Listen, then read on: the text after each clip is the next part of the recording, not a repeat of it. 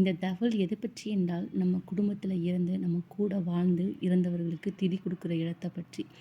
இறந்தவர்களுக்கு ஒரு வருடம் மாதம் மாதம் ஆடி அமாவாசை, தை அமாவாசை, மகாலய அமாவாசை நாட்களில் ஆறு மற்றும் கடலுக்கு போய் கொடுப்பார்கள். அப்படிதான் நாங்களும் கொடுக்க நினைத்தோம்.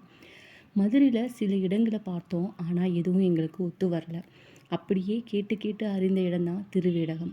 நாங்க இந்த மாசம் சாதாரண நாள்ல தான் அங்க போனோம். பக்கத்துல விசாரிச்சோம். ஐயர் யாரும் இருக்காங்களா என்று. அங்கு ஒரு மரத்தடியில் இருப்பார் என்றனர். அங்கு சென்ற புகைப்படத்தை இணைத்துள்ளேன் பாருங்கள். அங்கு போனோம். ஐயர் இருந்தாங்க. தாம்பூலத்தட்டு வாங்கிட்டு வாங்க என்றார்.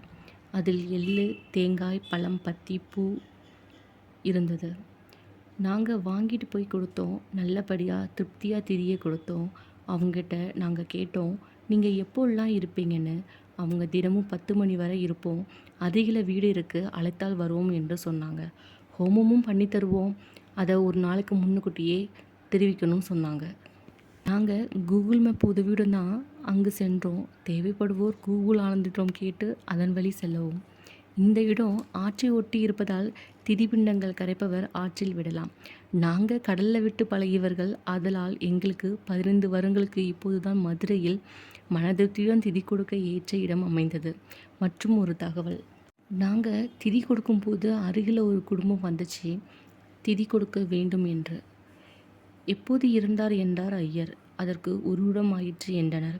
எப்படி இறந்தார் என்றார். தற்கொலை என்றனர். அதற்கு ஐயர் திதி கொடுக்க கூடாது என்றார். கொடுப்பது நல்லதில்லை, வந்ததற்கு சாமி கும்பிட்டு செல்லுங்கள் என்றார். அவர்களின் மனநிலை, முகபாவனை பார்த்து பாவமாக இருந்தது. அனைத்து பிரச்சனைகளுக்கும் தற்கொலை முடிவில்லை. இருந்தும் கெடுத்தான், சென்றும் கெடுத்தான் என்பார்கள். அதற்கேற்ப இறந்த பின்பும் அவர்களுக்கு வழி நிறைந்த வாழ்க்கை தந்து சென்ற அந்த மனிதனைப் போல் இல்லாமல், இறப்பு அனைத்திற்கும் தீர்வாகாது. இருக்கிற வாழ்வை இருப்பது வைத்து மகிழ்வுடன் வாழுங்கள். இறப்பின் வலி வழியில் உழன்றவனுக்கு மட்டுமே தெரியும்.